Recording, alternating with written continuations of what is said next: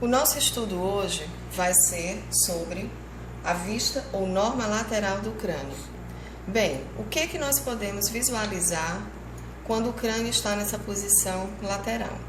Continuamos visualizando os ossos, então nós temos o parietal, o temporal, o frontal, o zigomático.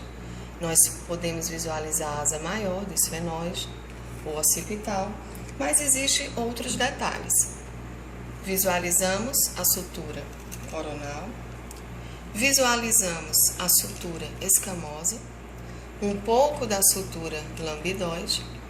Nessa região é importante salientar que nós vamos ter o ponto craniométrico chamado pitério, que está relacionado com o osso parietal, temporal e asa maior do esfenóide. Alguns autores ainda consideram um pouco do frontal. E nós temos nessa região o ponto craniométrico chamado astério, que está relacionado com os ossos parietal, occipital e temporal, através da sutura occipito-mastoide e parieto-mastoide. Bem, quando nós observamos o zigomático especificamente, é importante salientar que o zigomático ele tem esse forame, que é chamado de forame zigomático facial. Além disso, o zigomático se articula com o osso frontal e se articula com o osso temporal e também com a maxila.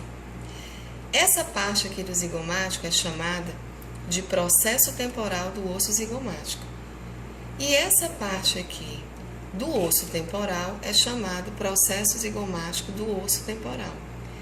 Esses dois processos estão unidos e formam o que nós chamamos de arco zigomático.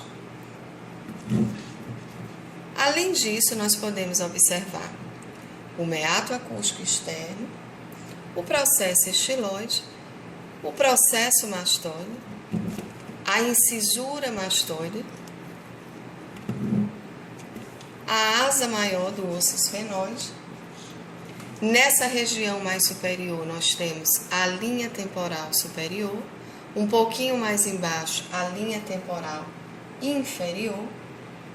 Nós temos ainda, nessa região de frontal, a lâmina orbital do osso frontal. Nós temos a incisura supraorbital com o forame supraorbital. Nessa região teríamos a glabela. Lembrando mais uma vez que nessa área nós temos o túber frontal, de um lado e do outro, e mais aqui o túber parietal.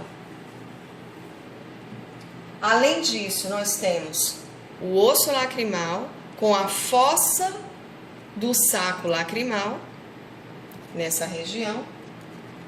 Na maxila, podemos observar o processo frontal da maxila. Podemos ainda observar o processo zigomático da maxila, com o túber da maxila, e podemos observar a espinha nasal anterior. Relembrando que essas regiões fazem parte do processo alveolar, cada uma delas são as eminências alveolares, sendo que a eminência canina é a mais evidente, a mais saliente, e abaixo, nessa região de premolares, nós temos a fossa canina.